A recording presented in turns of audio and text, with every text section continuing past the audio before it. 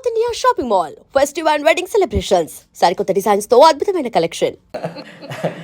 మన master CVV గారిది యోగ దర్శనం అని ఉంది. ఆ పుస్తకం ఎప్పుడో 10-12 ఏళ్ల క్రితం చదివాను. బాబు ఇదే రహస్యం అనుకో. పుట్టబోయే జీవుడు మనకి సైన్స్ అలా అట్టు పెట్టండి కాసేపు. మన ధర్మశాస్త్రం ప్రకారం పుట్టబోయే జీవుడు తండ్రి నెత్తి మీద 3 నెలల పాటు తిరుగుతూ ఉంటాడు వీడి శరీరంలో ప్రవేశించడానికి. వీడు ఎప్పుడు నీళ్లు తాగితే అప్పుడు ప్రవేశిస్తాడు. జీవుడు నీళ్ళ ద్వారానే ప్రవేశిస్తాడు. అందుకే ఎవరైనా పోతే నీళ్ళకే మైల, ప్లాస్టిక్ వస్తువులకి కుర్చీలకి మైల ఉండదు. జీవుడు నీళ్ళ ద్వారా వెడతాడు. అందుకే మనం 10వ రోజు ధర్మోదకాలను పెట్టి అందరూ బంధువులు నీళ్లు వదులుతూ ఉంటాం. తిలోదకాలు జలోదకాలు నీళ్ళ ద్వారా పంపిస్తామండి. వెళ్ళిపో మావయ్య, వెళ్ళిపో మావయ్య, ఇంకా మమ్మల్ని వదిలిపెట్టు, లేదా వెళ్ళిపో తాతయ్య అంటే ఆ వెళ్ళిపోయిన వాడికి వీళ్ళ మీద వ్యామోహం ఉంటుంది, ఇంకా పోదు. నీళ్ళు వదిలేస్తున్నామంటే వదిలేసాడు, పెద్ద కొడుకు కూడా వదిలేసాడు, మా అమ్మాయి కూడా మా ఆవిడే వదిలేసింది, ఏం చేస్తా అని ఇంకా జీవుడు వెళ్ళిపోవాలి. ఇంక పెంచుకోకూడదు. అది వాడికి సంఖ్య. ఆ మంత్రాలు అలాగే ఉంటాయి. ఆ మంత్రాలు అర్థం అదే. కర్మకాండ చాలా గొప్పది. ఆ మంత్రాలు అలాగే ఉంటాయి అర్థం. అది ఎవరు చెప్పరు, ఊరికి టెక్నికల్ చేశారు. ఈ నీళ్లు వదిలేయడం ఉంది. ఈ వ్యామోహాలు వదులుకోకపోతే అలాగే పడుతూ ఉంటాడు ఇంక తాపత్రయం. అందుకని సంతానం మీద వ్యామోహం వదులుకో. 60 ఏళ్ళు వచ్చాయి నీకు. కొడుకు కోళ్ళు పిల్లల్ని కన్నారా లేదా అనవసరం. ఎందుకంటే కన్నడం అనేది కేవలం సైన్స్ రీత్యా ఎలా ఉన్నప్పటికీ యోగశాస్త్ర రీత్యా కూడా పూర్వజన్మ కర్మఫలం రీత్యా కూడా యోగం మొగాడుకుంటేనే సంతానం కలుగుతారు. ఆ యోగం మొగాడిది ఆడాళ్ళకి సంబంధం లేదు. ఈ 3 నెలలు ఈ జీవుడు పురుషుడు నెత్తి మీద తిరుగుతూ ఉంటాడు. వీడు ఎప్పుడు నీళ్లు తాగితే అప్పుడు ప్రవేశిస్తాడు వీడు. అందుకని మనకి కొత్త దంపతులను తీర్థయాత్ర చేయమని చెబుతారు. సంస్కృతి ఎంత గొప్పదో ఆలోచించారు. కొత్త దంపతులు చేయరు తీర్థయాత్ర. 72 ఏళ్ళు వచ్చాక ఎందుకమ్మా యాత్ర, ఎక్కలేరు దిగలేరు. దురదృష్టం ఏంటంటే 60 ఏళ్ళు దాటిన వాళ్ళే చేస్తారు. పైగా వయసులో చేయమంటే సంపాదించుకునే వయసులో ఇవన్నీ ఏమిటంట. 70 ఏళ్ళు వచ్చాయి ఇంకేం చేస్తాం. ఇప్పుడు 4 చోట్ల అంటే ఏమీ చేయలేవు కాబట్టి ఇప్పుడు కాశీ వెళ్ళి మిఠాయి తింటావా? ఏమైనా చేయగలిగితే చేసేస్తానే దోచేసి. ఇదేం ఆలోచన అండి. ఆధ్యాత్మికతను తీవ్రంగా గంభీరంగా తీసుకోవాలి కానీ టైంపాస్ బఠానీలా ఆధ్యాత్మికత అండి. టైంపాసా? ఏమీ చేయలేవు కాబట్టి చేస్తావా? 60 ఏళ్ళు దాటే 70 ఏళ్ళు దాటే బస్సు ఎక్కలేడు, దిగలేడు, 2 మైళ్ళు 2 మెట్లు ఎక్కలేడు, 4 అడుగులు వేయలేడు. ఈయన ఎందుకండి యాత్రకి? ఈవిడే మొఖాన్ని ఎప్పుడంటూ కూర్చోక. అప్పుడు కాదు, కొత్త దంపతులు చేయాలి, 25 ఏళ్ళ వాళ్ళు చేయాలి. నాట్ హనీమూన్, తీర్థయాత్ర చేయాలి. ఎందుకంటే అప్పుడు ఆ తీర్థాల్లో పురుషుడు స్త్రీ ఇద్దరు సరిగంగ స్నానాలు అంట. సరిగంగ స్నానం అంటే ఇద్దరు చెయ్యి పుట్టును కలిసి స్నానం చేయడం. సరిగంగ స్నానం సమానంగా ఇద్దరు. ఆ స్నానం చేసినప్పుడు అప్రయత్నంగా నీళ్లు నోట్లో కడితే తాగితే ఈ జీవుడు ప్రవేశిస్తే ఆ తీర్థ ప్రభావం వల్ల మంచి పిల్లాడు పుడతాడమ్మా, మంచి అమ్మాయి పుడుతుంది. ఓ సక్కుబాయి పుడుతుంది, ఓ తుకారాం పుడతాడు. ఈ తుక్కురాములు పుడుతున్నారు అందరూ. తీర్థ ప్రభావం అంటే అది. వీడు గ్లాసుడు మంచినీళ్ళు తాగిన ప్రవేశిస్తాడు, కానీ గ్లాసుడు వాడే పుడతాడు, వ్యాసుడు పుట్టాడు. ఎందుకంటే పుట్టబోయే జీవుడికి తీర్థంలో మనం సేవ చేస్తే వ్యాసుడు శరీరం వస్తుంది. ఈ ఇంట్లో ఆ నీళ్లు తాగితే గ్లాసుల శరీరం వస్తుంది. ఏ శరీరం ఇవ్వాలి? ఆ లోపల ఉన్న జీవుడు ఎంత ప్రతిభావంతుడైనా ఉపాధి సరైనది కాకపోతే ఆ ప్రతిభ వ్యక్తం కాదు. ఒక మహామేధ ఉంటాడు, గొప్ప ఏదో చేయగలడు. క్యాన్సర్ వచ్చింది, ఏం చేస్తాడు? జ్వరం ఎప్పుడూ రోగమే, ఏం చేస్తాడు? ఇది రహస్యం. అలాగా ఆ యోగాన్ని బట్టి ఏం చేయాలి? సంతానం యోగం లేదు, కలగదు, వదిలేయండి ఆ విషయాన్ని. దాని గురించి అంత తాపత్రయపడతారు. ఆస్తులు దాన ధర్మాలు చేసుకోండి, జలసాలు చేయండి, సుఖంగా తిరగండి. రైల్లో సెకండ్ స్లీపర్లో వెళ్ళే బదులు ఏసీలో వెళ్ళండి, విమానం ఎక్కి వెళ్ళండి. ఎందుకు మూటకట్టి కొడుకు ఇచ్చి కోడలికి ఇచ్చి మళ్ళీ వాళ్ళు పిల్లల్ని కనలేదని వాళ్ళు ఇంకా వృద్ధి చేయలేదు ఏంటి నస? ఇదే గణేష్ వదిలేయడం. అక్కడ సంతానం వదిలేసి తర్వాత చూడండి, అతి ముఖ్యమైనది జీవితంలో మనం ధనమైనా వదులుతాం, వాహనమైనా వదులుతాం, సంతానం మీద వ్యామోహమైనా వదులుతాం. కానీ చచ్చే వరకు పోనది. చచ్చాకు చుట్టప్పుడు కూడా భయపడేది భయాన్ని వదలలేము. భయానికి సంకేతం పాము, భయాన్ని వదిలేదు. భయానికి సంకేతం పాము. ఎందుకంటే పాము చూడగానే భయపడతాం. మనసు పాము అన్న మాట మీద భయపడతాం. పైగా పూర్వకాలపు నాగరికతలో పాములు ఇళ్లలోకి వచ్చేవి సహజంగా.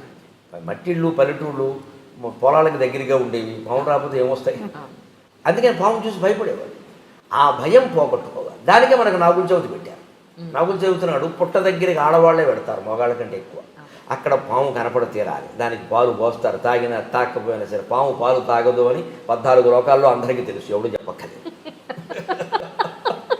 కానీ మన వాళ్ళు వెళ్ళిపోస్తారు.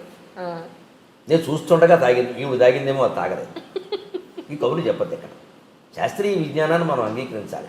శాస్త్రీయ విజ్ఞానం ఎప్పుడూ మతానికి వ్యతిరేకం కాదు. అవసరమైతే మతాన్నే సరి చేసుకోవాలి, విజ్ఞానాన్ని ఆక్షేపించదు. విజ్ఞానమే. వాడు చచ్చి చెడి కనిపెట్టారమ్మా, ఐన్స్టీను, ఎడిసన్, బల్బులు నేను పని లేక దాని మతం పేరు మీద దాన్ని కొట్టేస్తే అలాగా. గెలీలియో కనిపెట్టినవన్నీ నిజం కదా, కోపెర్నికస్ కనిపెట్టిన ఉండడం కదా. మన మహర్షులు కూడా అలాంటి వాళ్ళేనండి. వాళ్ళని గడ్డాలు పెంచేసి వాళ్ళని మతవాదులు చేశాము. వాళ్ళంతా ఋషులు, శాస్త్రవేత్తలు. అలాగే మీరు ఈ ధనం సంతానం అయిపోయాక భయాన్ని వదిలేయాలి. భయానికి సంకేతం పావు. నువ్వు ఆ భయాన్ని వదిలేయాలంటే ఒకటే సూత్రం అండి, ఏకమేవ అద్వితీయం బ్రహ్మ. యదాఖ్యేవేశ ఏతస్మిన్నుదరమంతరం కురుతే అథ తస్య భయం భవతి ద్వితీయాద్వై భయం భవతి అని వేదం చెబుతుంది. ఈ మొత్తం సృష్టిలో నువ్వు ఒక్క విషయాన్ని నీకంటే నువ్వు వేరు చేసిన వ్యక్తిని కానీ విషయాన్ని కానీ నువ్వు భయపడి తీరతావు. వాడు వేరు నువ్వు వేరు అనగానే వాడు ఎక్కువ నేను ఎక్కువ, వాడో నేను తేల్చుకోవాలి, భయం వచ్చేస్తుంది. అంటే వాడిని నేను గెలవగలనా లేదా? అంతా ఒక్కటే అని గ్రహించగలిగితే ఎవరు గెలిచినా ఒకటే, ఎవరు ఓడినా ఒకటే. సెమీస్లో భారత్ ఓడిపోయిందని అంత ఏడవక్కర్లేదు. ఇప్పుడు ఓడిపోతే న్యూజిలాండ్ వాడు ఏడవడా?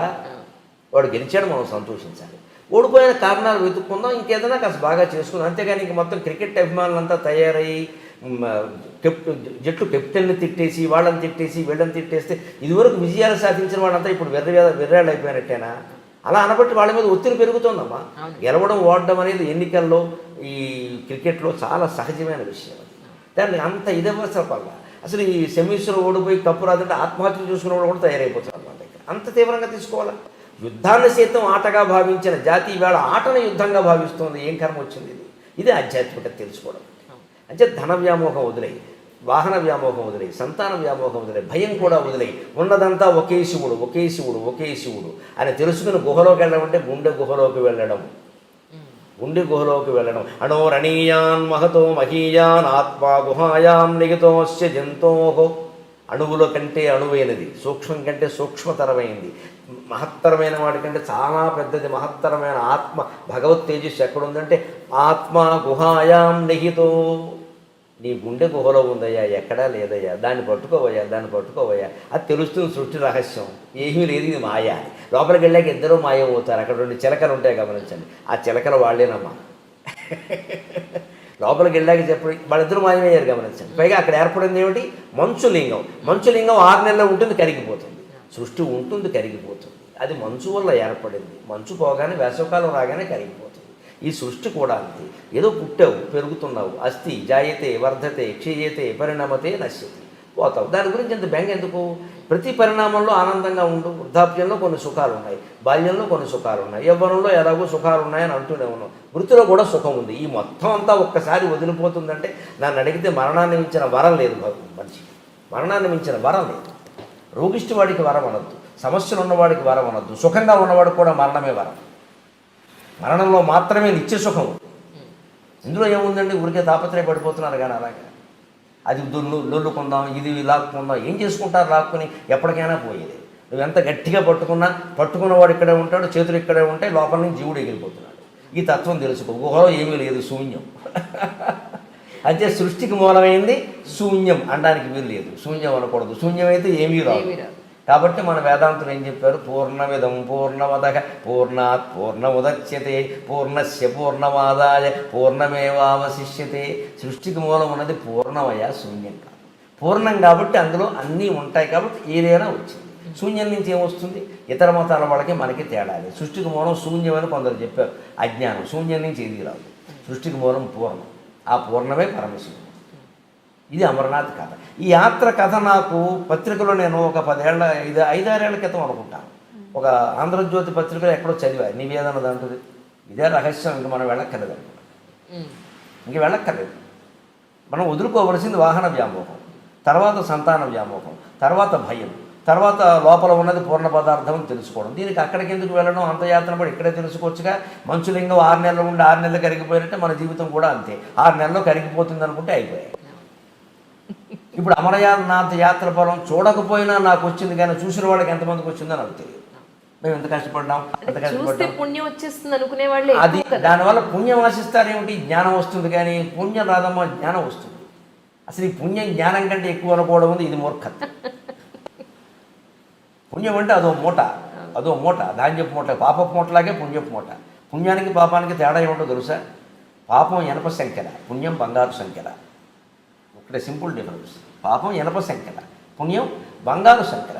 సంఖ్యలే బంగారమైన. మమ్మల్ని కట్టి పడేసిన తర్వాత ఆ గొలుసు ఇనప గొలుసా బంగారు గొలుసా అని మీరు ఆలోచించారు. ముందు తీయవయ్యా బాబంటారు. మీకు స్వేచ్ఛ కావాలి. అంతేగా కడితే కట్టారు కానీ బంగారపు గొలుసుతో కట్టారు అని దాంతో సెల్ఫీ దిగుతారా? ముందు మనకు స్వేచ్ఛ కావాలి కదా సంఖ్యల నుంచి. అది బంగారు సంఖ్యలు అయితే మనకేమిటి? పుణ్యం బంగారు సంఖ్యలు. ఎందుకు కోరుకుంటున్నారు దాన్ని? దానికోసం యాత్రలు చేయడం, దానికోసం దానం చేయడం, దీనికోసం ఫలితం అండి అనడం, గరుడ పురాణం ఇంట్లో ఉంటే పాపం అనడం, దీనికి అంతంత భయం. ఏం చేసుకుంటావు ఈ పుణ్యాన్ని? అది బంగారు సంఖ్యల నేను కట్టి పారేసింది. ఇనప సంఖ్యలకి బంగారు సంఖ్యలకి తేడా అయినది సంఖ్యలైనంత. మీరు ఆ బంగారు సంఖ్యలు కట్ చేసి మీకు ఇస్తే తాకట్టు పెట్టుకోవచ్చంటే పెట్టుకుందాం, దానివల్ల ప్రయోజనం. అందుకే సంఖ్యలుగా ఉన్న తర్వాత ఏదైనా ఒకటే. అంటే పుణ్యం కూడా మనిషి వాంఛించడానికి వీల్లేదు. అసలు మీరు ఉన్నటికీ అతీతమైన జ్ఞానమే పొందాలి. పునర్జన్మ ఉంది అని మీరు నమ్ముతారా? ఖచ్చితంగా ఉంది, అనుమానమే లేదు. శాస్త్రీయంగా రుజువు చేయొచ్చు. దానికి ఏమో గొట్టాల కొడుకులతో ప్రయోగశాలలో చేసేది కాదు. ఇది అన్ని ప్రయోగశాలల్లో రుజువు కావు. కొన్ని యోగశాలల్లో అవుతాయి, కొన్ని యాగశాలల్లో అవుతాయి. మన శాస్త్రం ఉంది. పునర్జన్మ ఉంది అనేది ఎందుకు నమ్మి తీరాలి మనం అంటే, ఎలా ఉంటుందని చెప్పారు శాస్త్రంలో పునర్జన్మ. ఈ జీవికి వెళ్ళిపోయే వరకు కనుక ఇందాక మనం చెప్పుకున్న ఈ వాహన వ్యామోహం, సంతాన వ్యామోహం, భయాలు వదులుకోకపోతే వీడి మనస్సు మళ్ళీ ఇంకో శరీరాన్ని పొందుతుంది. అదే పునర్జన్మ. ఆ మనస్సు, ఆ జీవుడు, మనస్సు జీవుడు, సంకల్పం, బుద్ధి, చిత్తం అన్నీ ఒకటే, పేరు మార్పుగా. వీడు మళ్ళీ ఇంకో జన్మ ఎత్తుతాడు. ఎందుకని? ఈ మనస్సులో ఇవన్నీ ఉండవాలి. ఎలా ఎత్తుతాడో తెలుసా? రాత్రి పడుకుని కలగంటున్నాం మనం. నిజానికి అది ఇంకో జన్మ అండి. రాత్రి కలగంటున్నాం మనం, ఇంకో జన్మ. అది మీరు గమనించండి. వీడు పడుకునే ఉన్నాడు. ఈ కళేబరం ఇక్కడ 6 అడుగులు 3 అంగుళాలు పడుకున్నాడు. వీడు పడుకున్నాడు. వీడు కలగంటున్నాడు. వీడి కళలో ఆడాళ్ళు వచ్చారు, మగాళ్ళు వచ్చారు, కుక్కలు వచ్చాయి, నక్కలు వచ్చాయి, చెట్లు వచ్చాయి. ఈ వేషాలన్నీ ఎవరు ధరించారు చెప్పండి? వీడే కదా, పడుకున్నవాడే కదా. మరి ఒక జీవుడు పడుకుని ఇన్ని వేషాలు ధరించడం నిజమైనప్పుడు, ఒక్క విరాట్ పురుషుడు శ్రీమన్నారాయణమూర్తి క్షీరసాగరంలో పడుకుని ఈ విశ్వంలో ఉండే వేషాలన్నీ ధరించాడన్న అబద్ధమా? పక్కా నిజం, పక్కా నిజం. జరుగుతున్నది ఒక కళ. బ్రహ్మసత్యం, జగన్ మిథ్య. Total life, total world is a dream, nothing but is a dream. ఇది కళ. ఇది నేను మీతో మాట్లాడటం సహా కళ. ఇది గ్రహించగలిగితే మనిషి ప్రశాంతంగా ఉంటాడు. మనిషి ఒప్పుకోలేనిది.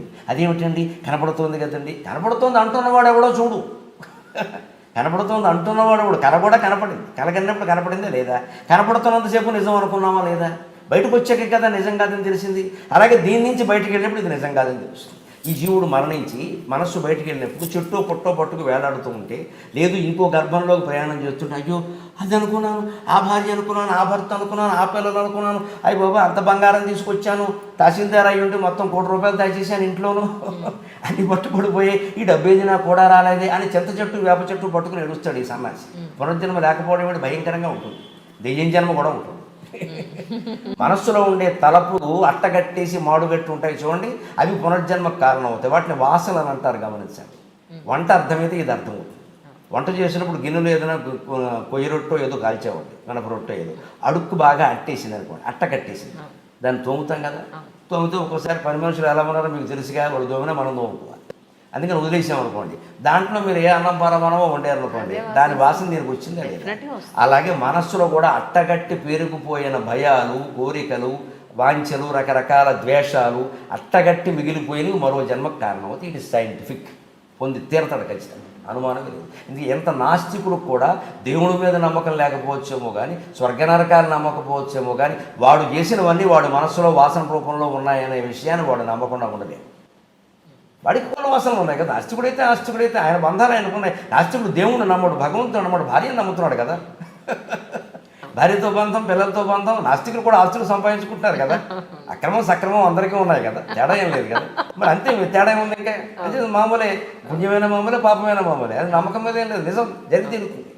అంటే పునర్జన్మ శాస్త్రీయం. ఎందుకంటే పునర్జన్మ వచ్చేది శరీరానికి కాదు. ఎందుకు మనం నమ్మలేకపోతున్నాం అంటే, నేను అంటే శరీరం అనుకుంటాం. ఇంతకంటే మూర్ఖత్వం ఇంకోట్లేదు. నేను అనేది మనస్సులో ఏర్పడిన ఒక భావన. నిజం చెప్పాలంటే అది మిథ్య. గట్టిగా లోపల మనస్సులో ధ్యానం చేసి నేనెవరో అని లోపలికి రమణ మహర్షి చెప్పినట్టుగా ఆలోచిస్తే పావు గంట కాకుండా వీడికి నేను అనేది లేదని అర్థం. స్ఫురణ తప్పితే ఏమీ లేదు ఇక్కడ అని అర్థమైపోతుంది. ఎందుకంటే ఆ నేను అని స్ఫురిస్తూ ఉంటుంది లోపల. మీరు గమనించండి. ఆలోచన వదిలేసి, మాట వదిలేసి మనస్సును లోపలికి తీసుకెడితే నేను అని స్ఫురిస్తుంది. ఆ నేను ఎక్కడుందో గమనించండి. ఎక్కడుందో గమనించి, ఎక్కడ there is no place but నేను ఈజ్ దేర్. ఎక్కడ చోటు లేదు, నేను అని ఉంది. ఏ చోటు లేకుండా నేను ఉందంటే అది ఎలా ఉంటుంది? గాల్లో తేలుతుంది అనమాట. ఆ నేనే ఉంటే ఆ నేనే పట్టుకుని కూర్చోవాలి. అదే జపం. అందుకే మహర్షి, రమణ మహర్షి అన్నింటిలోకి గొప్ప మంత్రం ఏదంటే నేనెవరు అనేది గొప్ప మంత్రం అన్నారు. ఆ ఆలోచన చేస్తే మనిషికి శరీరం తాను కాదని తెలుస్తుంది. ఆ నేనులోనే దృఢంగా ఉండగలిగిన వాడికి పునర్జన్మ ఉండదు. వాడి జీవితంలోనే అన్నీ వదిలేశాడు. ఇలాగే సంతాన వ్యామోహం, వాహన వ్యామోహం, భయం అన్నీ కూడా వదిలేశాడు.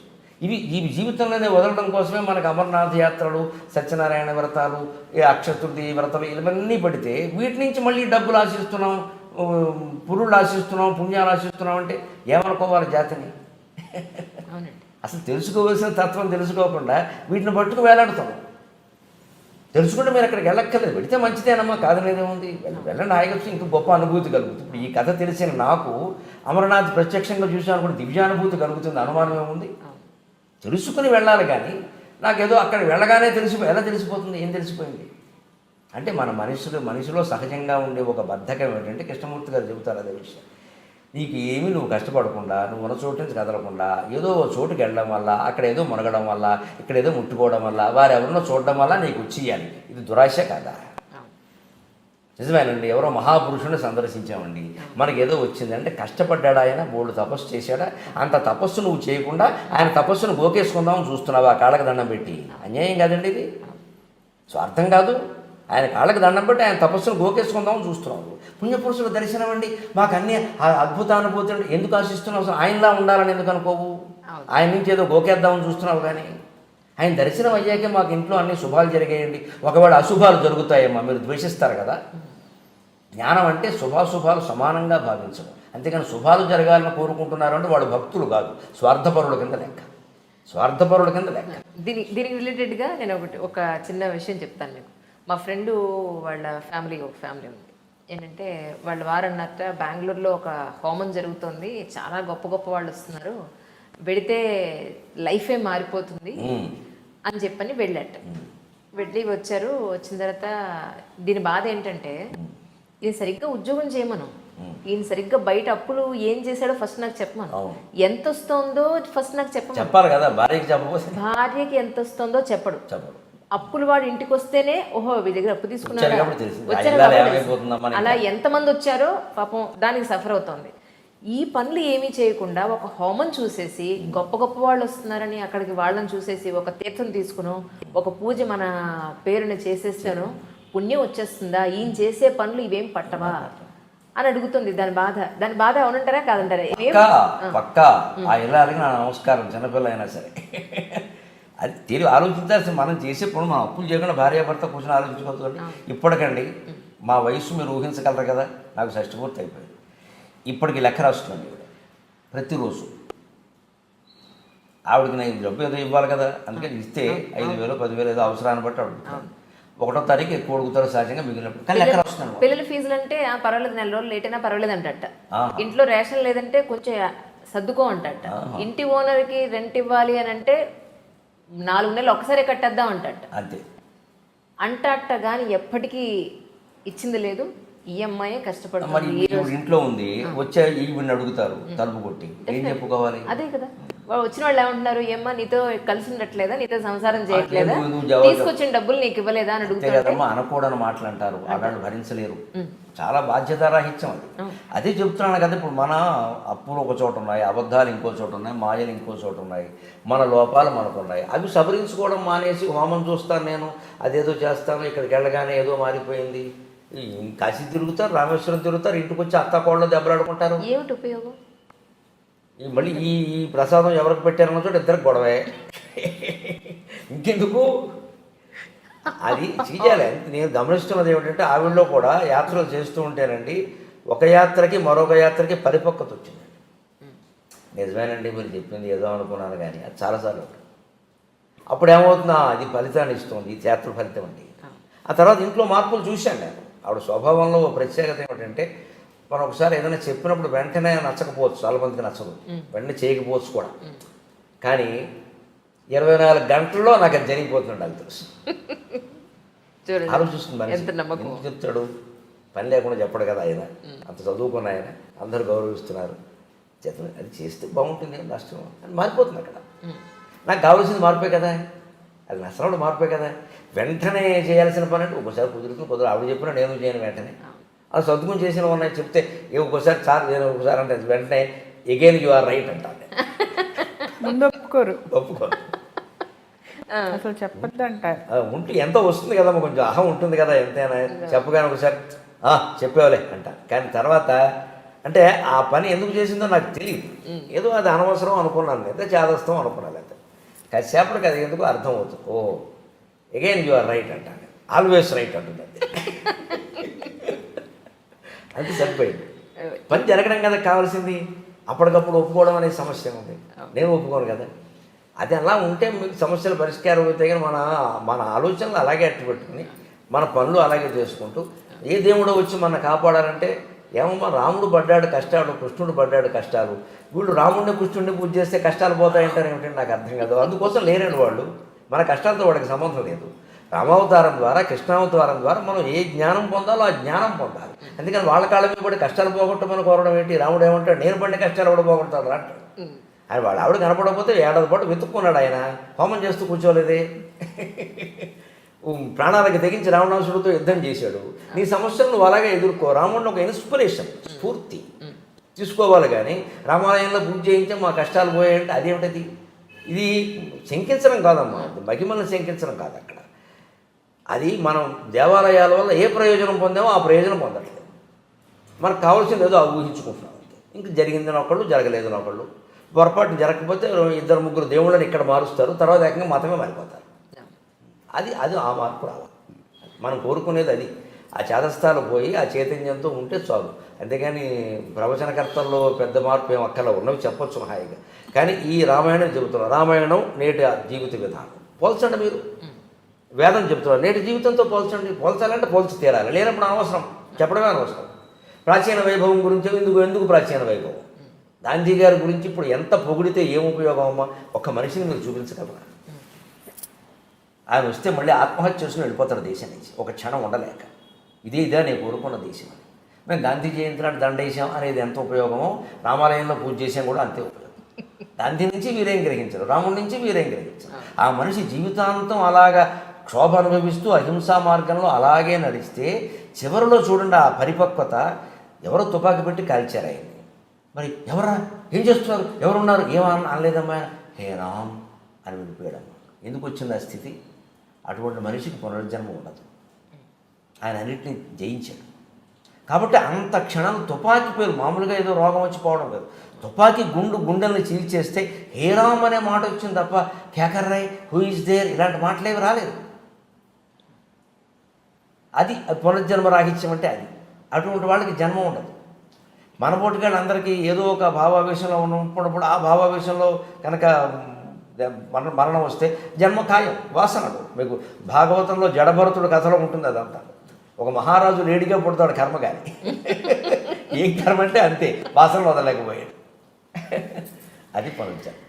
కానీ ఈ మధ్య ఒక 2 చిన్న విషయాలు చెప్పాలి సార్ మీకు. ఏంటంటే అప్పుడే కొత్తగా పెళ్ళైన నవదంపతులు వాళ్ళు హనీమూన్కి అని చెప్పి వెళ్ళారు బయటికి. ఈ మధ్య నాకు తెలిసిన స్టోరీ.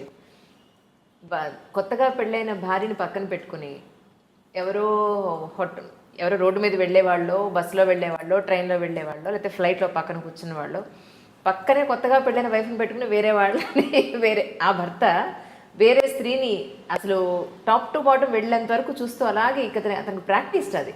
పాపం ఇప్పటికి 5 ఏళ్ళు అయింది పెళ్ళయి. ఈయనేమిటి ఇలాగే ఎందుకు చూస్తున్నాడు, నేను నచ్చలేదా, లేకపోతే అందరూ ఇలాగే ఉంటారా, వీళ్ళు ఎందుకు ఇలా చూస్తారు, నాకెందుకు మా వారిలాగా వేరే వాళ్ళు ఎవరు కనపడరు, మా వారి కన్నా అందంగా వేరే వాళ్ళు ఎవరు ఎందుకు కనపడరు, అసలు ఆ దృష్టితో నేను ఎందుకు చూడను, ఈయన ఎందుకు అలా చూస్తున్నారు అనేది వీడికి నిజంగా పాపం వస్తుంది కదా అంటూ ఉంటుంది మా ఫ్రెండ్. అది పాపం వస్తుంది కదా అని ఒక సంతృప్తి పడి పాపం ఆవిడ ఊరుకుంటుందమ్మా, ఏం చేయలేక. కానీ దానికి పరిష్కారం ఏంటంటే నిలబెట్టి అడిగేయాలి, మనిషిని అవసరమైతే అడిగేయాలి కదండి. ఎంత బాధ. ఇది ఊరికే పాపం ఆడవాళ్ళు చాలా మందిలో ఉండే ఒక సెంటిమెంటల్ సైకాలజీ ఏమిటంటే పొతడు వాడు ఎంత ఏడుపించుకు తింటున్నా సరే తగులుతుంది ఖచ్చితంగా. ఎందుకమ్మా తగిలేదు ఎవరికి, మీ భర్తకైనా, ఈవిడ భర్తకి రేపొద్దున అది ఆవిడకి తగులుతుంది కదా. అంతకంటే ఏమిటయ్యా నీ ప్రవృత్తి, ఏకాంతంగా విడిగా ఏమిటైపోతుంది ఈ రోజుల్లో. అప్పుడే పూర్వం అయితే భయపడచ్చు, ఇవాళ అంత ఇదేం లేదు. హాయిగా కూర్చోబెట్టి ఏమిటిది నేను ఇందాక చూశాను, ఏంటి పరిస్థితి. ఇప్పుడు అందం గురించి కూడా మాట్లాడద్దు, అందం గురించి కాపురాలు చేస్తారా? అవునండి. చేసుకున్నప్పుడు ఉన్న అందం తర్వాత ఉండదు, చేసుకున్నప్పుడు లేని అందం తర్వాత వస్తుంది. దాన్ని బట్టి ఉంటుందా? అందంగా లేకపోయినా కూడా చూడటం తప్పే. నువ్వు ఒక తాడి కట్టావు అగ్ని సాక్షిగా, కట్టుబడి ఉండాల్సిందే, భర్త అయినా సరే భార్య అయినా ఆ దృష్టితో వేరే వాళ్ళని చూస్తున్నారు కదా. సరే. మరి అలా చూస్తే ఏమనిపిస్తుంది? అది మీకు ఇలా సంతృప్తి పడ్డం అనేది చూడండి, ఇది తాత్వికంగా తప్పు. ఇది ఏమీ చేయలేక ఆ పాపం తగులుతుంది కదా అంటే ఎప్పుడో అప్పుడు ఏదో జన్మలో ఏదో పాపం తగులుతుందని మీరు సంతృప్తి పడి ఊరుకుంటారా? ఇక్కడ జీవితం నాశనం అవుతుంటే ఖచ్చితంగా నిలబెట్టి అడిగేయవలసింది, తేలిపోతుంది అది. ఖచ్చితంగా చాలామంది మారుతారమ్మా, మగాళ్ళు కూడా ఇదివరకు ఉన్నంత రౌడీజంగా లేరు ఇప్పుడు. అన్నీ అయిపోయి అయ్యి బాబోయ్ ఇది ఇలా అడుగుతోందంటే ఏమిటో అని వాడు భయపడిపోతాడు. దాని పరిష్కారాలు దానికి ఉంటాయి. నాకు తెలిసిన ఓ కుటుంబం చెబుతాను, పేర్లు వద్దు, విషయం వద్దు. భర్త ఏదో ఇలా వేరే చూపుల్లో ఉన్నాడంటే ఆవిడ ఏం చేసింది తెలుసా? పెళ్ళి వాళ్ళకి 5 ఏళ్ళు 6 ఏళ్ళు. ఈవిడ చక్కగా ఒక కుర్రాన్ని వేసుకుని రిక్షాలో సినిమాకి వెళ్ళి వచ్చింది. తక్క కుక్కగాడుకు చెప్పు దెబ్బ. బెస్ట్ పని. ఆ పని చూడగా చేసింది. చక్క చూస్తుండగా దిగింది. ఏమిటి ఇలా అన్నాడు, నువ్వేమిటి అలా అన్నాడు, నేను మానేస్తాను నువ్వు మానేయను, సుఖంగా అన్యోన్య దాంపత్యం సుఖంగా ఉన్నారు, ఎప్పటికీ బాగున్నారు, వాళ్ళకి 77. ఆవిడ చెప్పింది సరదాగా, నేను ఇలా చేశాను, నువ్వు కాదు స్టోరీ రాయవమ్మా ఈ విషయం అన్న. బుద్ధి రావాలి. ఆ చర్య ఏదో తీసుకోవాలి, కనీసం చర్చించడానికైనా మనం భయపడుతూ ఉంటే మనం ఏదో సంతృప్తి పడి ఆ పాపం ఎప్పుడో పీడిస్తుందనడం, లేకపోతే ఈయన మీద కోపాన్ని అత్తగారి మీద చూపించడం అదంతా అనవసరం.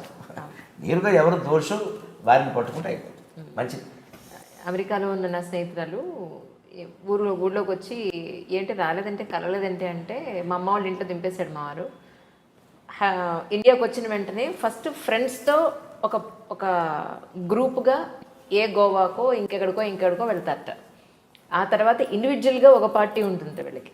ఇదంతా కూడా వైఫ్ని వదిలేసే, పిల్లల్ని వదిలేసే. మరి నువ్వు అడగరా ఈ విషయంలో అన్నాను. అని అంటే వాళ్ళు వేరే అమ్మాయిని ఏమన్నా తీసుకుని వాళ్ళు ఫ్రెండ్స్ ఒకసారి ఇండివిజువల్గా ఒకసారి ఇలా పెడతారట, ఇది వాళ్ళ సాంప్రదాయం అంట అని అంటే. సో డబ్బు ఉన్న వాళ్ళ ఆలోచనలు ఇలా ఉంటాయేమో, మధ్యతరగతి వాళ్ళ అనవసరంగా చేసుకున్నాను నేను అని చెప్పాను దాని బాధ. నిజంగా సార్ ఇలా చేస్తే వాళ్ళకి ఏం ఆనందం? సపోజ్ భార్య ఇలా చేస్తే ఆ ఒక్క ఆలోచన ఉంటే ఆత్మవత్ సర్వభూతాలే వేదాంతం అర్థమైతే సరిపోతుంది. ఆ ఒక్క ఆలోచన వస్తే మరి చేయడు. ఆ ఆలోచన వచ్చేలా మీరు చెయ్యాలంటున్నాను. మీరు ఎన్ని సమస్యలు చెప్పినా ఇదే పరిష్కారం. అవును, ఆ ఆలోచన వచ్చేలా సఫర్ అవుతున్న వాళ్ళు చెయ్యాలి. వీళ్ళు చేయకపోవడం భయం వల్ల చేయకపోవచ్చు, సున్నితంగా ఉంటారు కొందరు. అది కాస్త తగ్గించుకుని గాంభీర్యం అన్నది అది. మీరు కఠినంగా ఉండదు, ఖచ్చితంగా ఉండండి. మీకు అన్యాయం జరుగుతుంది అడగడానికి ఏముంది దాంట్లో? అది ఒకటి పొరపాటు ఉంటే సరి చేస్తారు కదా. నేను ఆ ఉద్దేశంతో చూడలేదు, నా చూపే అంతా ఎదురు చెబుతారు కదా పోలేదు చెప్పనండి. అతని వివరణ అతను ఉంటుంది. అంటే సమస్యలు చర్చించుకోవడం మనకి పెద్ద అవసరం లేదు. అన్నిటికీ పరిష్కారం ఏమిటంటే మనకి తెలుగులో చెప్పిన మధ్యంతో మనం ముగించుకుంటే మంచిది. ఒరులే జవిజొనరించిన నరవర అప్రియము తన మనంబునకగు తానురుడకున విశేయకునికి పరాయణము పరమధర్మ పదములకెళ్ళన్. భారతంలో, ఆంధ్ర మహాభారతంలో తిక్కన గారు శాంతి పర్వంలో చెప్పినటువంటి పద్యం భీష్ముడు చెబుతాడు. ఇతరులు ఏ పని చేస్తే మనకి బాధ అనిపిస్తుందో అది ఇతరుల పట్ల మనం చేయకుండా ఉంటే అంతకంటే మించిన ధర్మం ఏమీ లేదు. అన్ని ధర్మశాస్త్రాలు ఇంతే చెప్పాయి. వ్యాసుడు చెప్పింది అని యథాతథ అనువాదంలో చాలా చక్కగా చెప్పాడు. దీన్ని వెనక ఆంధ్రపత్రిక ఉండేది, మంచి పెద్ద, అసలు అది ఒక్కటే పత్రిక అప్పట్లో. పత్రిక అంటే ఆంధ్రపత్రిక. దాంట్లో ప్రతిరోజు వాళ్ళు సంపాదకీయం పైన ఈ పద్యం వేసేవారు. ఇది ఒక్కటి చాలు ప్రపంచాన్ని బాగు చేయడానికి. అంచేత ఈ తప్పు చేస్తున్న వాళ్ళైనా వాళ్ళు తిరగేసి ఆలోచించుకోండి. అయితే వాళ్ళు ఆలోచించుకోకపోతే ఆలోచించుకోవాల్సిన పరిస్థితిని మనం కల్పించాలమ్మా. అది మేము గురజాడవారు దిద్దుబాటు కథ, మొట్టమొదటి కథ అదే అంటారు తెలుగు సాహిత్యం. దిద్దుబాటు కథలో గురజాడవారు అదే చెప్తారు. భర్తకి పాఠం చెబుతుంది, ఆవిడ సున్నితంగానే చెబుతుంది. దానికోసం విడాకులు అక్కర్లేదు, గొడవ అక్కర్లేదు, సున్నితంగానే చెబుతుంది. చెప్పొచ్చు, మన పురాణ కథల్లో కూడా అలా చాలా ఉన్నాయి. అలాంటివి మనం చదువుకుని తెలుసుకుని చేసుకుంటే సరిపోతుంది. ఇన్నాళ్ళు మీ దాంపత్య జీవితంలో మీ ఇద్దరు అలగడం కానీ, లేదు మీ అహం చూపించడం కానీ, అది లేదంటే మీ మేల్ ఈగో చూపించడం కానీ ఎప్పుడైనా జరిగిందమ్మా? మీరంటే చాలా ఇష్టం ఆవిడకి, నాకు అర్థమైంది. మీరంటే విపరీతమైన ప్రేమ, అందుకని ఆవిడేం మాట్లాడదు, నాకు అర్థమైంది. మీరు చెప్పండి. ఆవిడ చెప్పేది మీరు నమ్మకపోతే అడుగుతాను. కళ్ళు ఎర్రబడ్డాని అడిగారు అంటే మీ మీద ఎంత కాన్సన్ట్రేషన్ ఉందో చూడండి. ఇప్పుడు చంటి పిల్లలు చూసుకున్నట్టు చూసుకుంటున్నారు అందులో నిజమే కదా. ఆ ప్రేమ ఆవిడలో కనపడుతుంది. సంప్రదాయం కూడా ఏం చెప్పిందంటే పిల్లలు పుట్టి వాళ్ళకు ఒక 20 ఏళ్ళు వచ్చాయంటే భర్త బిడ్డతో సమానం, భార్య అంతే కూతురుతో సమానం. ఇంకప్పుడు వేరే వాంఛలు ఏమైనా సహజంగా తగ్గిపోతాయి పెద్ద విషయాలకు. కానీ కేర్ అంటే అందుగా జాగ్రత్తలు తీసుకోవడం, ఆ బాధ్యత పెరుగుతుంది. అందుకని చాలా జాగ్రత్త తీసుకుంటున్నాను. నేను వేదిక మీద మాట్లాడుతుంటే ఎదురుగా ఉంటే ఇలా చూపిస్తుంది ఒక్కోసారి ఆపే మరి అంటే అప్పుడు 2 గంటలు దాటిపోయింది. 2 గంటలు దాటి 2 గంటలు మాట్లాడతాను సాధారణ. ఒక్కోసారి భావావేశంలో సబ్జెక్ట్ అవకాశం పెరిగితే కొంచెం అలా చూపిస్తుంది, ఏంటిది అది ప్రేమతోనే కదా. అంచేత అలా మాకు అంటే దాంపత్యంలో సహజంగా వచ్చే చిన్న చిన్న చీటపట్లు ఉంటూనే ఉన్నాయి. కానీ ఒక సద్గుణం ఆవిడలోనూ నాలోనూ కూడా ఏంటంటే దీర్ఘకాలం దాన్ని అట్టి పెట్టుకోకపోవడం. నా కోపం గురించి అయితే ఆవిడ చెబుతుంది, ఎలాంటిది చెప్పు.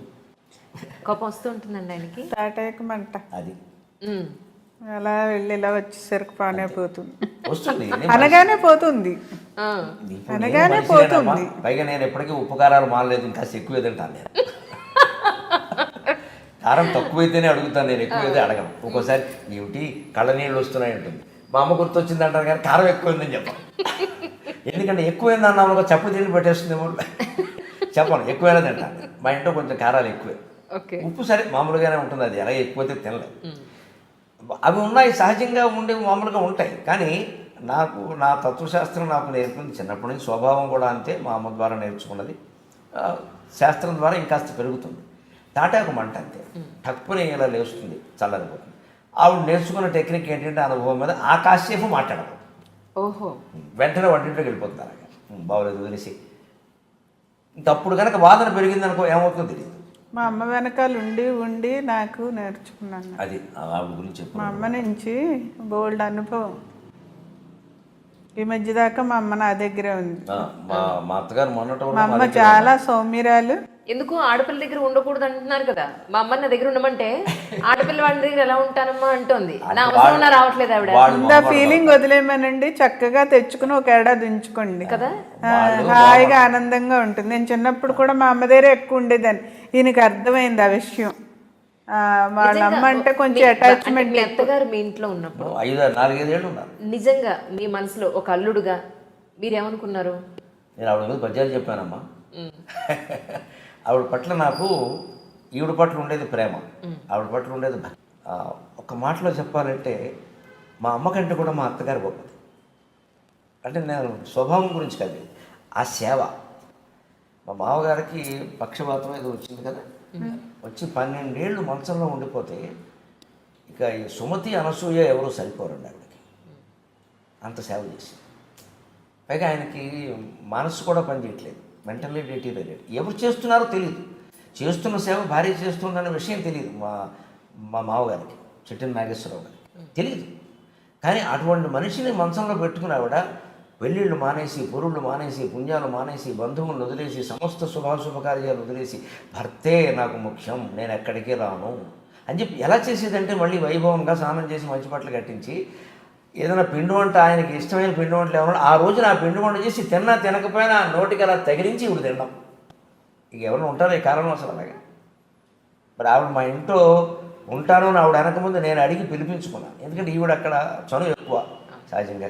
నీ దగ్గర ఉంటే బాగుంటుంది కదా, తీసుకురా అంటే తెచ్చుకుందా మన ఇద్దరం వెళ్ళని అక్కడ మా అన్నయ్యకి చెప్పి ఎందుకంటే అతను ఆయన బాగా చూసుకుంటారు, ఆయన ప్రాణప్రదంగా చూసుకుంటారు. ఆయన పంపించమంటే ఆయనకి అనిపిస్తుంది కదా, ఎందుకంటే వద్దు బాబు మీరు బాగానే చూసుకుంటారు కానీ మాది కొంచెం అట్టు పెట్టుకోవాలి. పైగా అప్పుడు మా అమ్మ పోయిన కొత్త, మా అమ్మ లేదు కదండి, మాకు అమ్మ కావాలి కదా, అది పంపించాను.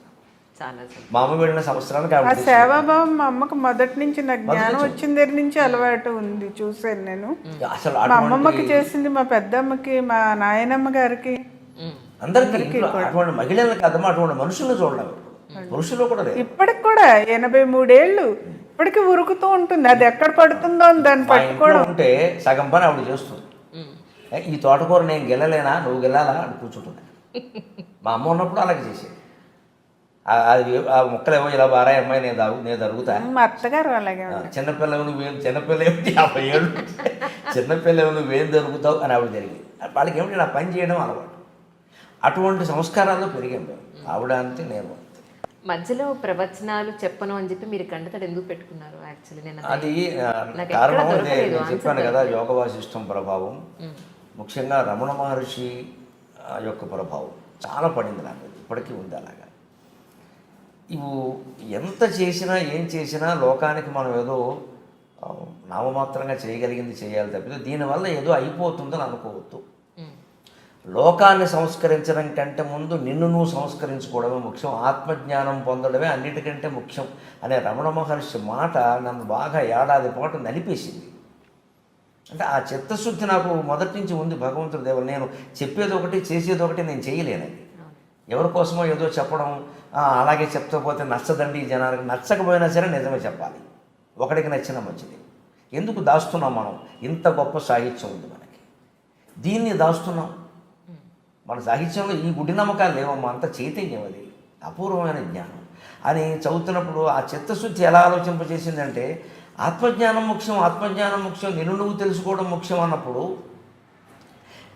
నేనెవరో అని తెలుసుకునే ప్రయత్నం నేను ఇంట్లో కూర్చుని చేయాలి. కానీ ఇంకా ఏదో అవధానాలు, ఉపన్యాసాలు, ప్రవచనాలు అని వెళ్ళిపోతూ ఉంటే నెలలో 20 రోజులు పైన ఆ క్షోభంగా ఆ ఇబ్బంది అంతా ఆవిడ పడింది నిజానికి. నెలకి 20 రోజులు ఇంట్లో ఉండకపోవడం అంటే భారీ పరిస్థితి ఏంటండి. పైగా ఇప్పుడు పిల్లలు పెద్దవాళ్ళు అయ్యారు, ఎక్కడో పిహెచ్డీ ఒకడు, ఉద్యోగం ఒకడు, వాళ్ళు వేరే ఉంటారు. ఓ 10 ఏళ్ళుగా సుమారు మా పిల్లలు మాకు దూరంగానే ఉన్నారు. మరి ఇంట్లో ఈవిడ ఒక్కతి వాళ్ళ అమ్మగారు ఉన్నారు కూడా సరే, ఇప్పుడు ఆవిడ కూడా లేదు. ఆవిడ మళ్ళీ కొంచెం పెద్ద వయసు, ఆవిడ 83 ఏళ్ళు, కొంచెం ఇబ్బంది పడుతున్నారు. అందుకని కొడుకు దగ్గర ఉండడం మంచిదని అంటే పంపించాము. తనకు అక్కడ ఉండాలని ఉంది. మనం అడుగుతాం కానీ హక్కు అక్కడే కదమ్మా, హక్కు అక్కడే కదా. ఆవిడ పంపించాం. కానీ మాకు మనసంతా కదా, రోజు మాట్లాడకపోతే తోసదు. మాట్లాడాలి సహజంగా, మరి తల్లితో ఇంకా అంతకంటే కాలక్షేపం ఒకటి. అది నాకు ఆ చింతనలో ఉన్నప్పుడు ఒక ఏడాది బట్టి సుమారుగా మన 2018 నవంబర్ 26ని ప్రకటించాను. నేను కన్నీళ్ళు పెట్టుకుని ప్రకటించాను. ఆ ప్రకటనకు ఒక ఏడాది బట్టి నలుగుతోంది చాలా నా మనసు. ఇదేమిటి వెళుతున్నాం బాని. నేను కూడా చూసిన చోట కొన్ని చోట్ల కార్యకర్తల్లోనే రకరకాల భ్రమలు, మాయలు, ఏదో రాజకీయం పెట్టుకుని మన పిలవడం, లేకపోతే ఎవరి మీద పోటీకి మన పిలవడం. వారిని పిలిచామండి, వారు రానన్నారండి, మీరు రండి అంటే వారు రానంటే నేను రావాలా? అది అంటే దానికి నేను ఏదో కదిలిపోతాను వాడి ఉద్దేశం. నాకు అసలు అలాంటి మాట మాట్లాడితే మరీ చిక్కాకు. ఆయన రానన్నారంటే ఒక అర్థం ఉంది కదండి, ఆయన రాయించడం నేను ఎందుకు రావాలి, నేను రాను. ఈ పోటీలు పెట్టేస్తారండి సహజంగా. పైగా ఎలా తయారైందంటే భక్తి పెరగడం వల్ల మంచితో పాటు చెడు ఉంటుందని ఆర్భాటాలు బాగా పెరిగిపోయాయి. ప్రతి గుళ్ళో బ్రహ్మోత్సవాలే. బ్రహ్మదేవుడు అంత లోకమైపోయిన వాడు ఎవరు లేడింది దేవత. మొత్తం ప్రతి దేవుడు కాళ్ళ మీద తీసుకొచ్చి బ్రహ్మదేవుడు బారేస్తారు. ఆయన చేసి చాకిరి. బ్రహ్మ సృష్టికర్తమైన సామాన్యుడా, చతుర్ముఖుడు, ఆయన పట్టుకొచ్చి అంతర్దేవతలకు చాకరీ చేయించినటువంటి బ్రహ్మోత్సవాలు ఏ గుళ్ళో పడితే ఆ గుళ్ళో బ్రహ్మోత్సవాలు ఏమిటండి? కేవలం వెంకటేశ్వర స్వామి గుళ్ళో, అమ్మవారి గుళ్ళో మాత్రమే బ్రహ్మోత్సవాలు జరగాలి. ఇంకెక్కడ శాస్త్రం ప్రకారం జరగడానికి లేదు. ప్రతి వాళ్ళకి బ్రహ్మోత్సవాలు ఏంటి? బ్రహ్మలోకుగా ఉన్నాడా? బ్రహ్మదేవుడు గుడిగట్టి వీళ్ళ చేత ఉత్సవాలు చేయించమనండి. శాస్త్రం తెలియదు, పురాణం తెలియదు. ఉత్సవాలు, బ్రహ్మోత్సవాలు అంటే వీళ్ళ దృష్టిలో మెగా ఈవెంట్. మెగా ఈవెంట్ అంటే ఓ పెద్ద హడావుడి చేసేయచ్చు. మామూలు ఉత్సవం అంటే ఎవరు, బ్రహ్మోత్సవం అంటే అందరూ వస్తారు. దానికి మమ్మల్ని పిలవడం 15 రోజులు. ఏంటి 15 రోజులు చేస్తాం? 15 రోజులు ఒక చోట ఉండి ప్రవచనం చెప్తే నష్టం ఏమిటో తెలుసా? నాకు, ప్రజలకు లాభం పక్కనట్టండి. ఆ ఊరు కంపంతా నాకు అంటుకుంటుందండి. 10 రోజులు అక్కడ ఉన్నాను. నాకు నియమం, నేను 10 ఏళ్ళుగా పాటిస్తున్న నియమం. 3 రోజులు మించి నేను స్వర్గలోకంలో కూడా ఉన్నాను. దేవేంద్రుడు నన్ను పైకి తీసుకెళ్ళి అవధానం చేయమంటే 3వ రోజు కిందకి పంపాల్సింది. 3 రోజులు మించి ఉన్నాను. ఎందుకంటే వెళ్ళిన రోజు వెళ్ళిన హడావుడు, వచ్చే రోజు వచ్చే హడావుడు, మధ్యలో ఒక్కరోజే జిడ్డు అంటుకునే అవకాశం లేదు. లేకపోతే మనం ఉన్న వసతిలోకి మొత్తం ఊళ్ళో వాళ్ళందరూ అన్ని కులాల వాళ్ళు వచ్చేసి ఈ రాజకీయాలన్నీ మనకి మప్పేస్తారు. అక్కడ వారి మీద వీరు, వీరి మీద వారు చెప్పేసి ఇవన్నీ మన బుర్రకు పట్టేస్తాయి. నేను పెట్టుకోను. ఆ నిర్ణయంతో ఉండి ఒక్కసారి నాకు సంచలనంలో ఏడాది పాటు నలుగుతోంది. అదే ఆకస్మిక నిర్ణయం కాదు. నిజానికి ఆవిడకి తెలుసు ఏడాది పాటు నేను ప్రిపేర్ చేస్తున్నాను. అంటే మానేస్తే డబ్బు ఉండదు, వచ్చే ఆదాయం ఆగిపోతుంది కదా, 90% తగ్గిపోతుంది. పేరు ఉండదు, బయట టీవీలు రోజు కనపడడం, పాతవే వేస్తారు. ఇవన్నీ తట్టుకోవాలి మానసికంగా. అయ్యో కనపడటం లేదు అని మళ్ళీ అనుకోవడం, ఎవరో 2 సార్లు ఎక్కడో కనపడి ఈ మధ్య మీరు కనపడలేదు ఏమిటంటే మళ్ళీ కనపడే ప్రయత్నం చేయడం, ఈ కూర్చోండి. కానీ అలాంటివి లేవు. నీ దగ్గర ఏంటంటే తను ఎవరో గుర్తించాలి, తనతో మాట్లాడాలి, తన కోసం పొగడాలి, ఆశించరు. తనేంటో తనకు బాగా తెలుసు. నేను 6 నెలలుగా అడుగుతున్నాను ఇంటర్వ్యూ, తెలుసా మీకు? వద్దమ్మా, చాలా చెప్పేశాను, ఇప్పటికి చాలా అయిపోయింది, వద్దమ్మా ఇవ్వనన్నారు. మీరు దుర్మార్గులండి నిజంగా. మాటకి ఈ మాట ఎందుకని ఇచ్చారు? వాళ్ళకి ఇచ్చారు, వీళ్ళకి ఇచ్చారు, మాకెవరేమండి అని చెప్పని ఆ ఆలోచన మనసులో ఉన్నప్పుడు అండి మనం తట్టుకోవాలి. మన మనసులో మనం తట్టుకుని నిర్ణయం తీసుకోవాలి, కానీ వేరే కారణంగా మార్చుకోకూడదు. మళ్ళీ ఎవరో నలుగురు కనపడదు. ఇప్పుడు పాపం చూడు, సినిమా వాళ్ళు పడుతూ ఉంటారు ఈ ఇబ్బంది. ఒక హీరో ఉంటాడు, కొత్తగా ఒక అతను హీరో అవుతాడు. కానీ మానసికంగా సిద్ధం అవ్వాలి ఎప్పుడు కూడా. మనం తెర వెనక్కి వెళ్ళడానికి కూడా ఇష్టపడాలి. ఎగ్జాక్ట్లీ. ఎంతసేపు మనమే ఎందుకు ఉండాలి? అది ఈ భావం అలవాటైతే అసలు అత్త కోడళ్ళకి కూడా ఏమీ రాదు. బాగా చెప్పు. అది ఈ భావం అర్థమైతే అత్తా కోడలు కూడా సుఖంగా ఉంటారు. ఇప్పుడు అమ్మాయి వచ్చింది, ఓ 10 ఏళ్ళు చేసుకుని భావన అత్తగారికి ఉండాలి. మనం పెద్దావిడ కదా, ఆవిడ సంప్రదించి చేసుకుంటే బాగుంటుందని ఆ అమ్మాయికి ఉండాలి కదా. సంప్రదిస్తే మంచిదే కదమ్మా. ఇప్పుడు ఇంట్లో పెద్దవాళ్ళు విలువిస్తే అతను సంతోషిస్తాడు కదా. ముఖ్యంగా మేము పెద్దవాళ్ళని ఇంట్లో పెట్టుకు చూసుకోవడం వల్ల మేము పొందిన గొప్ప ప్రయోజనం ఒకటి తెలుసా? భౌతికంగా ప్రయోజనం చెబుతున్నా, కక్కుర్తి పని ఒకటి చెబుతున్నా, మాకు వైద్యం ఖర్చు తగ్గింది. ఏం వచ్చినా మా అత్తగారు మా అమ్మగారు ఏం దీనికంత కంగారే, మా అమ్మ అయితే అసలు గొప్ప వైద్యం, చిట్కా వైద్యం. వెనకోస రాస్తే పోతుందిరా, జీలకర్ర తింటే పోతుందిరా, మంత్రం పైగా. అత్తయ్య గారు చేయి నొప్పి పెట్టిందంటే చాలు, దావే మంత్రం వేస్తుందా అమ్మాయి ఇలా రానివే.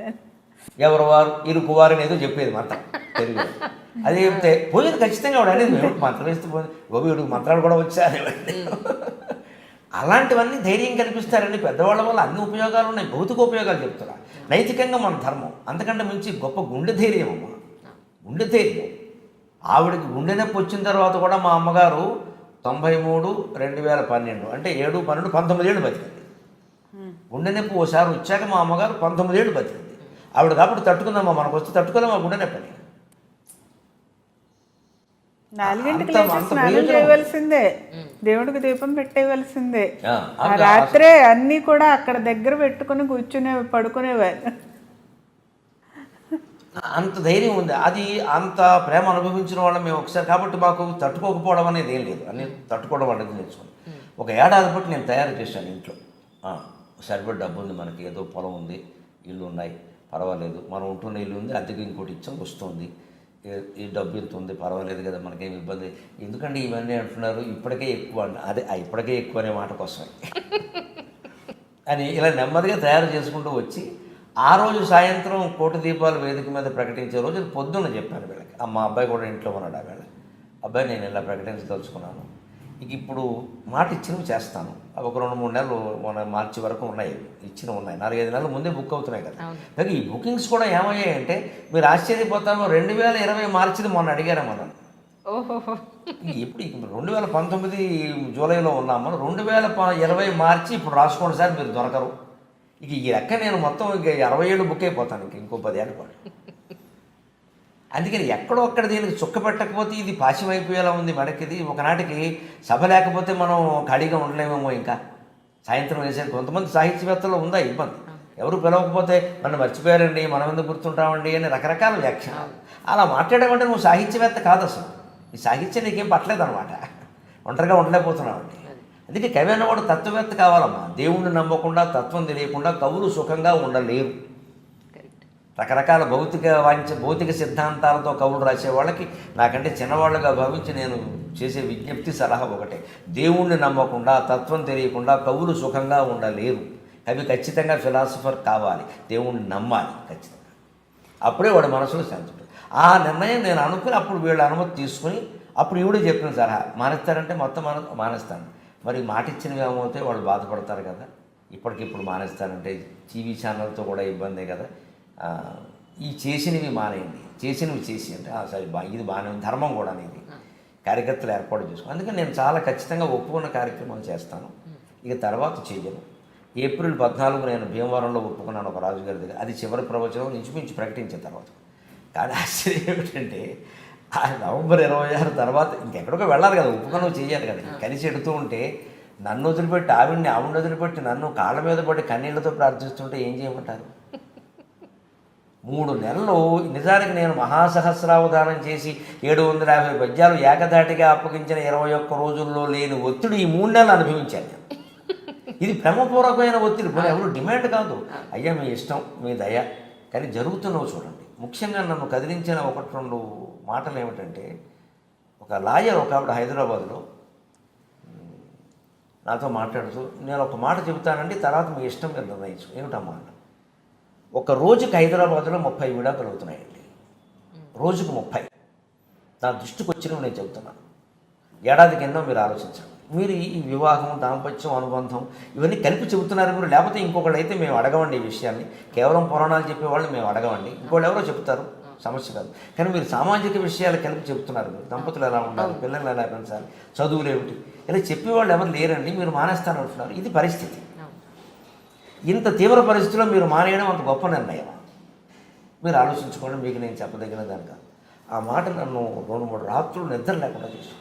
అంటే ఏ నిర్ణయమైనా 90% మందిని సంతోషపెట్టి 10% మందిని బాధపెట్టినా పర్వాలా.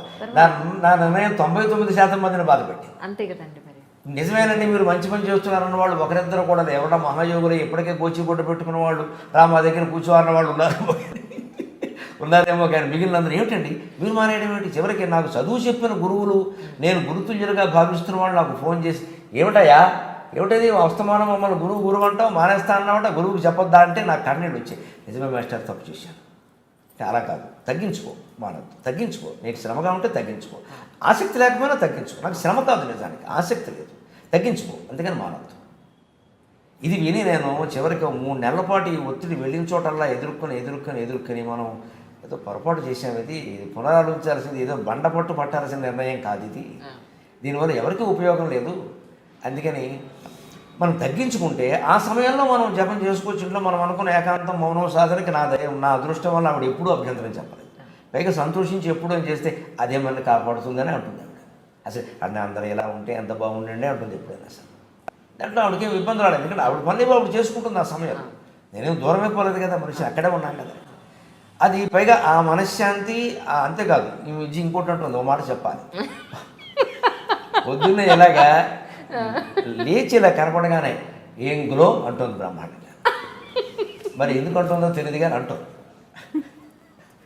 ఏం గ్లో, స్నానం చేయకుండానే ఎలా ఉంది పరిస్థితి, స్నానం చేస్తే ఎలా ఉంటుంది, మిమ్మల్ని బయటకు వదిలిపెట్టడం తప్పే. నేను ఒక్కోసారి ఏంటి ఏమన్నా వేళకోళవా ఏంటి, ఆ వయస్సు నువ్వు ఆ వయస్సు అయితే ఏమిటండి, అసలు కాంతి. నేను ఖచ్చితంగా చెబుతున్నానమ్మా, బడాయి కోసం కాదు. రోజుకి 1 గంట సేపైనా మౌనంగా ధ్యానం చేసిన మనిషికి ఆ గ్లో వచ్చేస్తుంది. బ్రహ్మ తేజస్సు అంటారు దాన్ని. వస్తుంది ప్రశాంతత, పరిపక్వత, ఆ అనవసరపు విషయాలు మానేయడం, అనవసర పనులు మానేయడం, మౌనంలోకి వెళ్ళిపోవడం వచ్చేస్తుంది క్రమంగా. మనం బండగానైనా మొండిగానైనా రోజుకు 1 అరగంట నాకు ఈ ప్రపంచంతో సంబంధం లేదని గదిలో కూర్చుని చిడతేసేసి టీవీ లేకుండా, ఫోన్ లేకుండా, పుస్తకం లేకుండా కూర్చోవాలంటే. పిచ్చి ఆలోచన వచ్చినా మంచిది, కూర్చో. ఆ అరగంట వరకు లేవద్దు, సెల్ఫోన్ అలారం పెట్టేయడం. అలారం వచ్చే వరకు నేను కళ్ళు తెరవను. నమశివాయ నమశివాయ, నమో నారాయణాయ, శ్రీమాత్రే నమః, ఏదో ఒక మంత్రం నేను చేసే పని చెబుతున్నాను. ఆ మంత్రం మీదే దృష్టి, ఆ జపం మీదే దృష్టి. ఆ దృష్టి పెట్టి చేస్తే ఎంత ప్రయోజనం ఉంటుంది. నిసర్గదత్త మహారాజు అని ఒక ఆయన చెప్తాడు. ఆయన బీడీ బాబా అంటారు, బొంబాయిలో ఉంటాడు ఆయన. బీడీ బాబా ఎందుకు బిడికొట్లో ఉండేవాడు ఆయన. వాళ్ళ అన్నగారు అబ్బాయి ఇంట్లో ఉండేవాడు.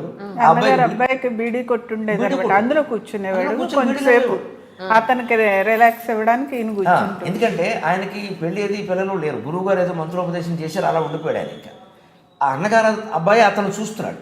ఆయన ఏమనుకున్నాడు, నన్ను వీడు చూస్తున్నాడు, నాకెంత అన్నం పెడుతున్నాడు, నేను వాడి బాధ్యతలు కొన్ని నేను చేయాలి కదా అని చెప్పి ఆయన ఏం చేసేవారు. ఆయన ఆ అబ్బాయి పని మీద వెళ్ళినప్పుడు ఆ బీడీ కొట్లో కూర్చొని బీడీలు అంతేవారు. అందుకని బీడీ బాబా అని పేరెట్టారు.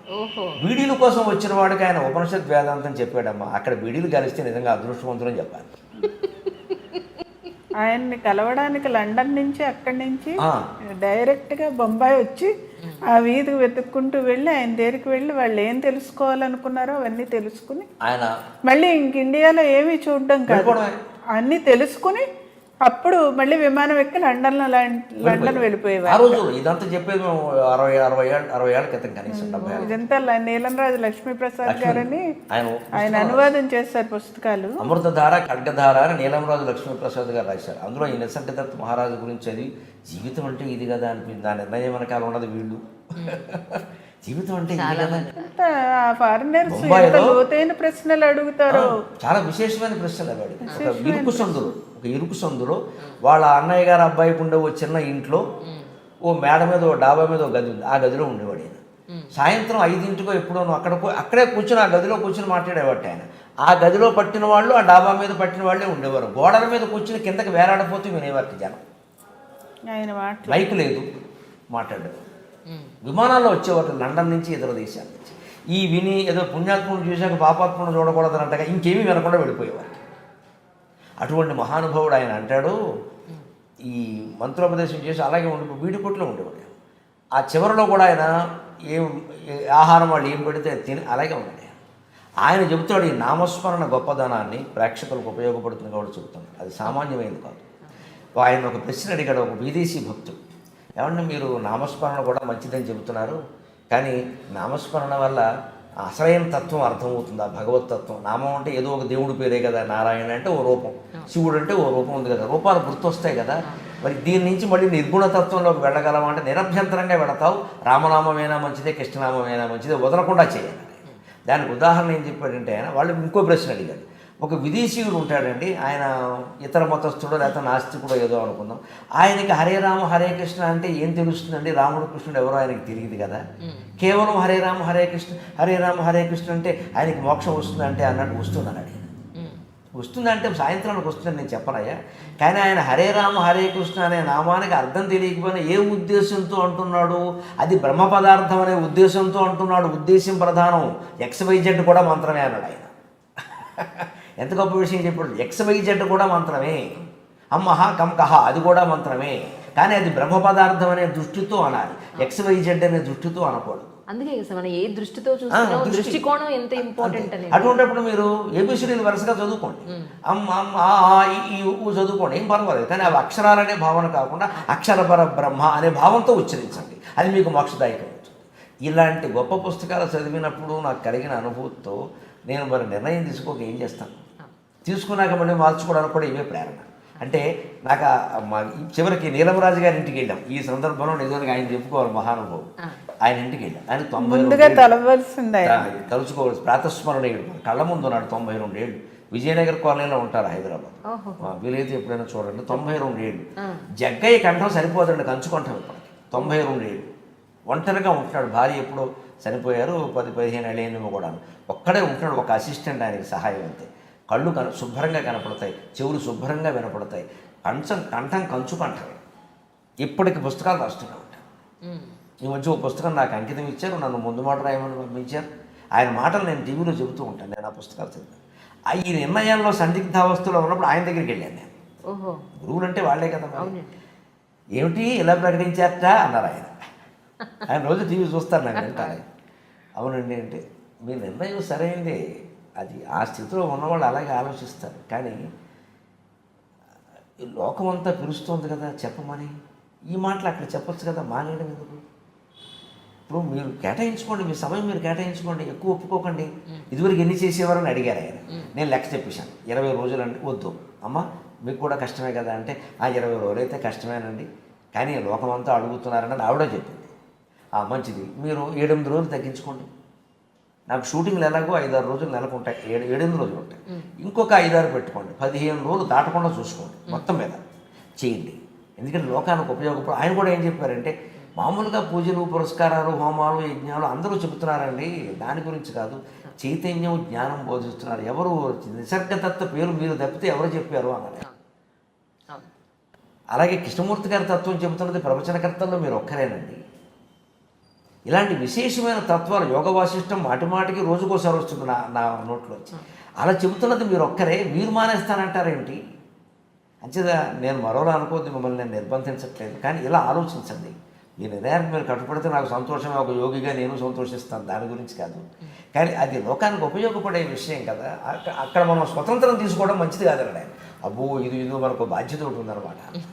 అప్పుడు సరిగ్గా ఆయన చెప్పింది లోక సంగ్రహమే వాపి సంపశ్యం కర్త మరకసి అనవాప్తం అవాప్తవ్యం వర్తయ్యవచ్చి కర్మని. కృష్ణుడు అంటాడు అర్జునుడు, నాకేమి కలిసి వచ్చేది ఏం లేదయ్యా, నాకు నేను పొందదగింది లేదు, పొందాలనుకుని పొందలేకపోయింది లేదు, కానీ లోకం కోసం నేను పనిచేస్తున్నాను లేదా, నీకు సారథ్యం కూడా ఒప్పుకున్నానా లేదా? అలాగే లోకం కోసమే మనం కొన్ని చెయ్యాలయ్యా, మానడానికి వీలు లేదు. మరీ కాళ్ళు చేతులు సహకరించకపోతే వేరే విషయం. అది చెయ్యాలి అన్న మాట ఆయన చెప్పి, నాకు తెలుసున్నదైనా ఒకసారైనా గుర్తు చేసి మీరు చేయగలిగినంతే చేయండి, మీకు ఆసక్తి లేనివి మానేయండి, నిర్ద్వంద్వంగా చెప్పండి నేను చెయ్యనని. అందరికీ పెళ్ళిళ్ళు వ్యాఖ్యానాలు గృహప్రవేశాలు వెళ్ళకండి, ఉత్సవాలు వెళ్ళకండి, బ్రహ్మోత్సవాలు వెళ్ళకండి, వ్యాఖ్యానాలు వెళ్ళకండి. ఏది మంచి ప్రవచనమో, ఏది కార్యకర్త కూడా మంచివాడో, ఏది బాగా 10 మందికి అందుతుందో అదే చేయండి. ముఖ్యంగా టీవీలో మానకండి, ఎందుకంటే అది అందరికీ లక్షల మంది చూస్తున్నారు, అది యూట్యూబ్లో పెడుతున్నారు. అది మానకండి, బయట ప్రోగ్రామ్స్ మీ ఇష్టం. అప్పుడు నాకు ఆ ఉపాయం నచ్చి నేను ఈ శ్రోతల బాధ పడలేక ఉగాది నాడు ప్రకటిస్తానని చెప్పాను. నా బాధ కూడా పడలేక ఉగాది నాడు ప్రకటిస్తానని చెప్పాను. అక్కడికి నేను నెల్లూరులో అయితే ఓ కమిటీ వేశానని చెప్పాను. ప్రభుత్వం అనేది కమిటీలు వేస్తుంది కదా, 3 సభ్యులతో ఒక కమిటీ వేస్తున్నానని ఫిబ్రవరిలో చెప్పాను. ఈవేళ బాధపడలేక మా మా నాన్నగారి తర్వాత నేను అంతగా గౌరవించే వ్యక్తి మా అన్నయ్య జీవీఎస్ అవధాన్ అని విజయవాడలో ఉంటాడు. అతను ఒక మంచి యోగి లాంటి వాడు. అతను నా నిర్ణయం అతను తీసుకుంటాడు, అతను చెప్పినట్టు వింటాను నేను. ఒకటి కష్ట సుఖాలు అతను తెలుసు, ఇటు తమ్ముడు అటు ప్రపంచం. 2 మా ఆవిడ, మా అమ్మ తర్వాత మా ఆవిడ. 2 మాకు నేను పాటను నేరుగా వినకపోయినా అంత అదృష్టం నాకు లేకపోయినా నేను జీవితాంతం గురువుగా భావించే మనిషి ఆచార్య బేతవోలు రామబ్రహ్మం గారు. ఈ సెంట్రల్ యూనివర్సిటీలో చేసి పదవి విరమణ చేసి మా అబ్బాయికి అదృష్టవంతుడు. ఆయన పాఠాలు 5 ఏళ్ళు విన్నాడు. మా గురజాడు ఆయన దగ్గర చదువుకున్నాడు. నేను చదువుకున్న వయస్సు అది కాదు, కానీ మాకు స్నేహం. అయినా నేను గురువుగా భావిస్తాను. ఎప్పటికీ ఏ అనుమానం వచ్చినా ఆయన అడుగుతాను. ఎప్పుడు మేము ఇద్దరం సుమారుగా ఇంచుమించు 4 రోజులకు ఒకసారి మాట్లాడుకుంటాం. ఎప్పుడు ఆయన అభిమానంతో మాట్లాడతాను, నేను అనుమానంతో మాట్లాడతాను. భాషా దోషం ఏదైనా అనుమానం వస్తే ఆయన అడిగింది ప్రమాణం. సంస్కృత వ్యాకరణం, తెలుగు వ్యాకరణం, మహాకవి, మహాపండితులు. ఆయన కూడా పెట్టి రామబ్రహ్మం గారిని పెడుతున్నాను. ఈ 3 ఏం నిర్ణయిస్తే చేస్తాను. తర్వాత 3 ఇస్తే ఈవిడ ఇంట్లోనే ఉంది. మా అన్నయ్య రామబ్రహ్మం గారు కూడా నాకు ఫోన్ చేసి మాకు అప్పగించారుగా అంచేత తప్పించుకోవద్దు, తగ్గించుకోండి. నేను అదే పాటిస్తున్నాను. అదే లోకానికి ఉపయోగపడుతుంది. అంతే. అది నా సమయం నాకేం తగ్గలేదు, నేను చూసుకుంటున్నాను. అంటే మీ ద్వారా ప్రేక్షకులు కూడా నేను విజ్ఞప్తి చేస్తాను. ఇక ఊరికే పెళ్ళిళ్ళకి వ్యాఖ్యానాలకి రండి, మా ఊళ్ళో దేవీ నవరాత్రులు అండి మీరు 6 రోజులు మాట్లాడండి, లేదా ముత్యాలమ్మ జాతర, కంకాళమ్మ జాతర అన్నీ నాకు పెట్టకండి దయచేసి. ఇమేజ్ ఉన్నవాళ్ళు వెనకాల పడకండి. ఇది నరసింహరావు గారు వచ్చి చెప్పవలసిన చైతన్యవంతమైన ప్రవచనం. ముఖ్యంగా యువతరానికి ఉపయోగపడుతుంది. 20 to 40 ఉపయోగపడుతుంది. వాళ్ళను మేము ఎక్కువ రప్పిస్తాం అన్నవాళ్ళు కాలేజీల వాళ్ళైనా పర్వాలేదు, కార్యక్రమాల వాళ్ళైనా పర్వాలేదు.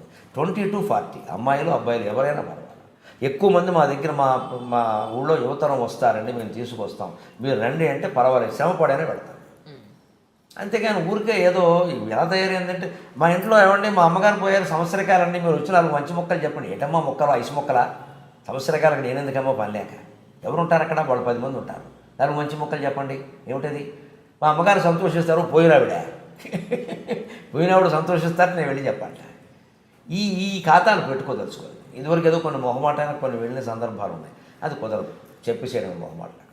కొన్ని వేల మందికి ఉపయోగపడుతుంది. అన్ని కులాల వాళ్ళకి ఎటువంటి భేదం ఉండద్దు. అసలు కుల సంఘం వాళ్ళు పిలిస్తే నాకు వెళ్ళబుద్ధి కాదు. కులం పేరు మీద సంఘం ఏమిటి, ఏది అవసరం? గడప లోపలే కులం, గడప దాటితే సమాజం. నేను ఇప్పుడు 10 ఏళ్ళ కూడా చెబుతున్నాను అన్నమాట. గడప లోపల కులం, గడప దాటితే సమాజం. పిల్లలకి పెళ్ళిళ్ళు చేయాలి, కులం ఆలోచిస్తాం. ఆచార సంప్రదాయాలు ఎక్కడికి పోతాం, ఎందుకు వదిలేసుకుంటాం? అటువంటి సందర్భాల్లో మన ఆచారం, ఇంట్లో శుభం అశుభం ఏం జరిగినా మన కులాచారం ప్రకారం మనం చేస్తాం. ఇంకోటి మనం ఎలా చేస్తాం? అంతవరకే కులం గడప లోపల. బయటికి వెళ్ళిన తర్వాత సమాజం అంతా ఒకటేనమ్మా, కులం ఏమిటి అసలు అర్థం లేనమాట. అందరినీ కలుపుకోవాలి మనం. ప్రవచనానికి అందరూ ఉండాలి. అంతేగాని కుల సంఘం పేరు మీద బ్యానర్ పెట్టడం, ఏదో గుడి కట్టడం, మమ్మల్ని రమ్మడం, ఇంకా ఆ కులం వాళ్ళు తప్పితే ఎవరో రావట్లేదు అక్కడ చూస్తున్నాను నేను. ఇంకంతే అదో ముఠా అయిపోతుంది. కాస్త విశాలంగా ఆలోచించాలి వాళ్ళు కూడా. ఆ కులం బ్యానర్ వదిలేయకపోతే ఆధ్యాత్మిక ప్రవచనం అనవసరం. అది ముఖ్యంగా ఆ మార్పు జనంలో రావాలి. అది అందరికీ ఉపయోగపడేది. అలా ఉంటే చేద్దాం, అభ్యంతరం. ఒకటి ఏంటంటే విడాకులు తీసుకోబోయే దంపతులకు కానీ, తీసుకోవాలి అని అనుకున్న దంపతులకు కానీ, ఎప్పుడూ కొట్లాట్లుండి సఖ్యత లేని దంపతులకు కానీ, నేటి తరం యూత్కి కానీ మీరేం చెప్పాలనుకున్నారో ఒక్క మాట చెప్పండి. ఒక్కటి ఆలోచించవలసింది చెప్పాలంటే, జగన్నాథ పండితుడు ఆయన పద్యంలో చెబుతాను ఉండిపోతుంది. మహానుభావుడు ఆయన పద్యమే చెప్పాడు. ఓ లేడు ఉందట, అది అరణ్యంలో తిరుగుతుంది. తిరుగుతూను అరణ్యంలో మరి భయాలు ఎక్కువ కదా, అగ్ని, దావాగ్ని. అందులో లేడికి చాలా భయాలు ఉంటాయి. పులి అంటే వేరు. ఆ దావాగ్ని, వలలు, ఉచ్చులు, బోయేవాళ్ళు, పురులు అవి దూకుతాయి, అన్నీ భయాలే కదా. ఇక్కడ ఇన్ని భయాలు ఉన్నాయి, చుక్క నీళ్లు తాగుదామన్నా 10 సార్లు చూడాల్సి వస్తుంది అని చెప్పేది ఆలోచిస్తూ పైకి చూసింది. ఆ రోజు పూర్ణమి, కార్తీక పూర్ణమి, పుచ్చ పువ్వు లాంటి వెన్నెల, చంద్రుడు కనబడ్డాడు. వెంటనే అనుకుందట, ఏ చంద్రయాన్ 2లోనో నన్ను పట్టుకెళ్ళి రోవర్ మీద అక్కడ వారేస్తే బాగుండు చంద్రమండలంలో. జగన్నాథ పండితురాడు అద్భుతంగా చెబుతాడు ఆ విషయం. నేను అనుకుంది చంద్రమండలం బాగా కనబడుతుంది, భూమి లాంటిదే కదా అది కూడా, అక్కడ మారేస్తే హాయిగా ఉండొచ్చు, ఈ వలలు ఉండవు, ఉచ్చులు ఉండవు, కిరాతులు ఉండరు, పోయేవాళ్ళు ఉండరు, పులులు ఉండవు అని అనుకుంది. అనుకుంటే అప్పుడు గమ్మత్తు జరిగింది. ఇచటం లేవు భయంకర ధ్వనులు లేవి చోట ఉత్సువలల్ ఇచటం లేవు కిరాత బాణములు లేది చోట దవానలంబు ఇచటం లేవు భయంకర ధ్వనులు లేవి చోట ఉత్సువలల్ ఉచిత స్థానమిదేయటంచు హరినంబూహించి చేరెన్ శశిన్ ఉచిత స్థానమిదేయటంచు హరినంబు ఊహించి చేరెన్ శశిన్ అచటన్ బ్రహ్మ విధించనం చెరుగదాగా రాహుదం తక్షతు అచటన్ బ్రహ్మ విధించనం చెరుగదాగా రాహుదం తక్షతు ఈ లేడు అనుకుందట నన్ను ఏ దేవుడైనా పట్టుకెళ్ళి ఆ చంద్రమండలంలో బారేస్తే బాగుండు, సుఖంగా ఉంటాను ఈ బాధలు లేకుండా అని అనుకుంటే శివుడికి జాలి వేసింది. జాలి శివుడికి ఎక్కువ కదా, శంకరుడు వంటి దైవం లేరంట. పైగా శివుడు మృగధరుడు, లేడిని ధరించి ఉంటాడు ఆయన. ఈ నాళ్ళపట్టి నా చేతుల్లో ఉంటుంది, ఇది ఈ జాతే కదా, దానికి ఉపకారం చేద్దాం డామ్మని తీసుకెళ్ళి చంద్రమండలంలో వాడేశాడు. కథ అలాగే ఉంటుంది కదా. అప్పుడు అది చూసింది ఇంత చేసి అక్కడ గడ్డి లేదు, పులులు లేవు, సింహాలు లేవు, ఉచ్చులు లేవు, బలాలు లేవు, ఏం లేకపోతే ఏమమ్మా గడ్డి లేదు ముందు, ఎలా బతుకుతావు వెరుమొహం. సంసారాలు మారే వాళ్ళకి, ఉద్యోగాలు మారే వాళ్ళకి అందరికీ నాకు ఇది సలహా. ఉద్యోగం మారితే ఇంకో ఉద్యోగం దొరకవచ్చునమ్మా. సంసారం మారితే పెనం మించి పొయ్యిలో పడినట్టే, పెనం మించి పొయ్యిలో పడినట్టే, అనుమానం లేదు. ఈ వీడు రాక్షసుడైతే వాడు బ్రహ్మరాక్షసుడు వచ్చేస్తాడు. అలాంటి పనులు చేయకూడదు. ప్రవచనకర్తగా ఎట్టి పరిస్థితుల్లో నేను సమర్థించలేను. అంత తీవ్రమైన హింస ఎవరికైనా ఆడాళ్ళకో మొగాళ్ళకో ఉంటే వారి నిర్ణయం వారు తీసుకుంటారు. నేను చెప్పవలసింది కాదు, నా నోటితో నేను అనలేను అన్నమాట. మనది మామిడాకుల సంస్కృతి కానీ విడాకుల సంస్కృతి కాదు. ఇక్కడ ఆలోచించాల్సిన ఆ లేడు అక్కడికి వెళ్ళి ఏం చేసిందంటే అక్కడ కనపడకపోగా గడ్డి లేకపోతే పానీయండి, అంతా బాగుంది కాసేపు చూద్దామని చూస్తుంటే ఆ రోజు పూర్ణిమ కదా అనుకోకుండా చంద్రగ్రహణం అంట. రాహు వచ్చి మింగేస్తున్నట్ట. అప్పుడు ఎక్కడికి పోదామన్న దారి లేదు, ఎందుకంటే చంద్రబింబమే లోపలికి వెళ్ళిపోతుంది. అప్పుడు అయిపోయి అడవిలో ఉంటే భయాలు ఎన్నోయా, తప్పించుకునే దారులు కూడా అన్నీ ఉన్నాయి, అంతే కదా. బాణం వేసినా పులికి వేసినా తప్పించుకుందుకు దారులు కూడా అన్నీ ఉన్నాయి. ఇక్కడ దారి తప్పించుకునే దారి లేదు, భయం అలాగే ఉంది. అంతకంటే పెద్ద భయం ఇది, మొత్తం మింగేస్తున్నాడు. అరణ్యంలో పులి ఒక చోట ఉంటుంది, రెండో చోట ఉండదు. దావారణం ఒక చోట ఉంటుంది, రెండో చోట ఉండదు.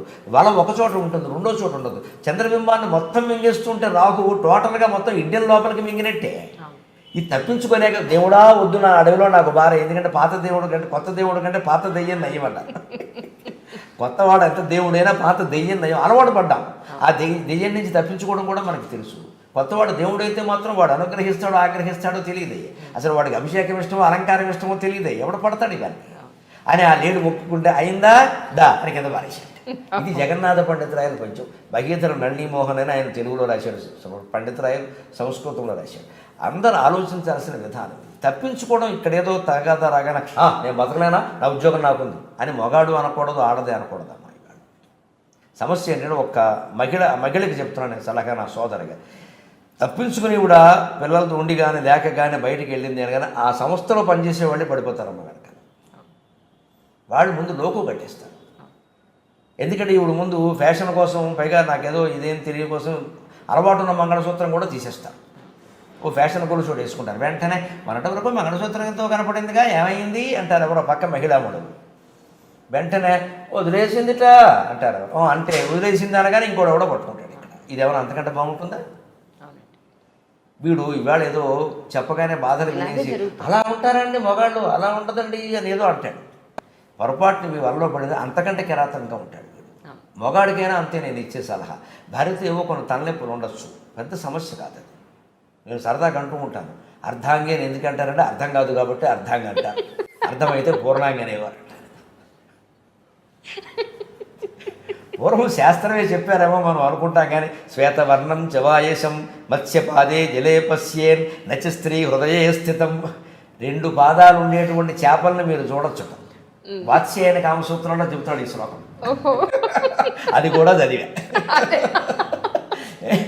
అందులో చెబుతాడు స్పష్టంగా ఏమిటి, శ్వేతవర్ణం చవాయసం, తెల్లని కాకులు లేవంటారు, ఎక్కడో అక్కడ ఉంటాయి, కనుక్కోవచ్చు, చూడొచ్చు, పర్వాలేదు. చేపకు కాళ్ళు ఉండవు, కానీ కాళ్ళు ఉన్న చేపలు కూడా ఉండొచ్చు, కనిపెట్టచ్చు. కాళ్ళు ఉన్న చేపల్ని కనిపెట్టచ్చు, తెల్లని కాకుల్ని కనిపెట్టచ్చు, కానీ స్త్రీ హృదయంలో ఏముందో కనిపెట్టడం కష్టం అన్నాడు.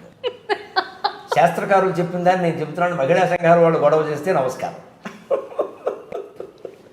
ఇప్పుడైతే మేడం మీకు అర్థం కాలేదు. అర్థం కాలేదుట. నిజానికంటే అమ్మ అలా కాదు, అర్థం కానిదే ఆనందంగా ఉంటుంది. మీరు గమనించండి, మన పిల్లలు హిందీ పాటలు వింటారు ఎక్కువ, ఎందుకు అర్థం కావు కాబట్టి. అర్థమయ్యే పాట వినవానండి, వీడు వినడం. అర్థం కానిదే ఎక్కువ బాగుంటుంది. అసలు చాలామందికి సాహిత్యం కంటే ఎక్కువ సంగీతం ఆనందం కలిగింది, అర్థం కాదు కాబట్టి. సంగీతంలో అర్థమయ్యేందుకు ఏముంది? సాహిత్యం వినరు, ఎందుకు కవి సమ్మేళనం అనండి, సాహితీ సభ అనండి, మళ్ళీ మా తెలుగు పండితులే, అది వాళ్ళు కూడా రానిట్లేదు మధ్య. మా కవులే 10 మంది కూర్చోవడం, వాడి కవిత్వం నేను, నా కవిత్వం వాడు, ఇంకా పరస్పర తద్దినాలు అంతే. ఇక్కడ ఇంకెవడు లేడు అక్కడ, ఎందుకంటే మనకి అర్థం కాదండి అదంతా. ఏమిటి అర్థం కాదు? అంత పూర్వకవులు అంత ప్రౌఢ భాష మేము వాడేవా? అసలు మాకు వస్తే కదా ఆ భాష. అంత గ్రాంధికం అసలు వాడినే అది సంగీతం ఎలా అర్థం అవుతుంది? మ్యూజిక్ బ్రహ్మాండం అండి, టాప్ లేచిపోయింది, ఏమిటో లేచిపోయింది వాడికి. అర్థం కాని సంగీతం బాగుంటుంది కదా, అలాగే అర్థం కాని హిందీ పాటలు బాగుంటాయి కదా. అర్థం కానప్పుడే సంసారం చాలా బాగుంటుంది. అర్థం అవ్వడం అంటే ఎక్కడికమ్మా, జగత్ అర్థమైందా? నీ జీవితం నీకు అర్థమైందా? భార్య అర్థం కాలేదంటావు, ఆవిడకి మనం అర్థం కాలేదుగా. ఆ మాటకు వస్తే అది రైటేగా, మనం చెలోక్తిగా ఉంటున్నాం. కానీ అర్థం కావడం అంటే ఎక్కడికి అర్థం అవ్వాలి? మిమ్మల్ని నేను అర్థం చేసుకోలేకపోతున్నాను ఏమిటి? ఏ విషయంలో ఓ పరిమితి లెక్క ఏదైనా ఉందా? మనస్సు అమ్మా, ఇది ఎందుకు వస్తుందంటే సమస్య. చివరిగా ఒక మాట చెబుతాను నేను, ఇక మీరు వదలరు కాబట్టి నేనే. అయ్యో లేదు లేదు, నేను క్వశ్చన్ మనస్సు ఇదంతా సమస్య ఎక్కడదంటే మనస్సు ఉంది ఉంది ఉంది ఉంది అని ఓ దాని మీద పరిశోధన చేస్తున్నాం మనం. అసలు లోతుకి వెళ్ళిన కొద్దీ అర్థమవుతుంది. యోగ వాసిష్టం సహా సమస్త వేదాంత శాస్త్రాలు చెప్పిన మాట, మనస్సు లేదు. మనస్సు ఒక శూన్యం, మనస్సు ఒక భ్రమ. ఆలోచనల సముదాయాన్ని మనం మనస్సు అనుకుంటున్నాం. ఈ ఆలోచన మనస్సు కానప్పుడు ఆలోచనల సముదాయం కూడా మనస్సు కాదు. ఒక ఆలోచన తర్వాత ఇంకో ఆలోచన వస్తుంది, ఆలోచన మధ్యలో గ్యాప్ కూడా ఉంది. ఆలోచనకి మధ్యలో గ్యాప్ను పట్టుకోగలిగితే మనస్సు లేదనే విషయం అర్థమవుతుంది. అర్థం కాలేదనేది మనం మనస్సు. ఆ మనస్సు అలా ఉంటే కదా నీకు అర్థం కావడానికి. ఒకలా ఉంటే అర్థమవుతుందమ్మా. ఇప్పుడు ఒక మనిషి మన ఎదురుగా ఉంటే 6 అడుగులు పొడుగు అని అర్థమైంది. పొడుగు లేనిది ఎలా అర్థమవుతుంది? 3 అడుగులు పొట్టి అని అర్థమైంది. పొట్టి లేనిది ఎలా అర్థమవుతుంది? ఎరుపు రంగు అర్థమైంది, తెలుపు రంగు అర్థమైంది. రంగు లేనిది ఎలా అర్థమవుతుంది? మనస్సు పొట్టి కాదు, పొడుగు కాదు. రంగు ఎరుపు కాదు, నలుపు కాదు. మంచి కాదు, చెడ్డ కాదు. అన్ని రకాల కలిసిపోయింది. ఏ క్షణం ఏం మారుతుందో తెలియట్లా. ఆ మనస్సు మీద మనం ఆధారపడ్డాం. అంటే సంసారాలు బాగుండాలంటే. And don't forget to subscribe to iDream. And for more videos, Please subscribe to iDream. Please subscribe to iDream. Please subscribe iDream. And please subscribe to iDream. For more videos, subscribe to iDream. please like, share and subscribe to the channel. Congratulations, iDream. Subscribe to iDream. Subscribe to iDream. So subscribe to iDream Media. iDream ki iDream team andarki huge congratulations. Please subscribe iDream Media. Please subscribe to iDream. Subscribe iDream. Please subscribe to iDream. iDream అంటే నా కళల channel subscribe చేసుకున్న నోరు తిరుగుతలేదు, మీరైతే గంట గుర్తు కొట్టండి. For more such videos, please subscribe to iDream. Subscribe to iDream. Please subscribe to iDream. Please subscribe iDream Media. Please do subscribe to iDream. Please subscribe to iDream Media. For best entertainment and information, please subscribe iDream.